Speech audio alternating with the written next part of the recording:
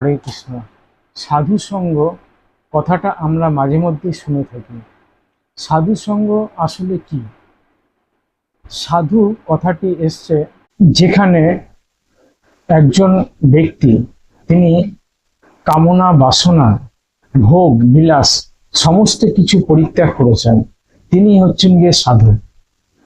এইরকম কিছু ব্যক্তি যখন এক জায়গায় একত্রিত হয় তখন তারা ভগবান শ্রীকৃষ্ণের কে নিয়ে, তার আরাধ্য কিংবা কোনো আরাধ্য দেবতাদের নিয়ে যখন তারা এক জায়গায় বসে সেই আরাধ্য দেবতা এবং ভগবান শ্রীকৃষ্ণকে নিয়ে আলোচনা করেন, একে অপরের সঙ্গে বাক্যালাপ করেন, এক ব্যক্তি অন্য ব্যক্তিদেরকে কিছু ভক্তিমূলক আধ্যাত্মিক কথাবার্তা শোনান এবং অন্য ব্যক্তিরাও আবার অপর ব্যক্তিদেরকে ঠিক অনুরূপ কথাবার্তাই শোনান।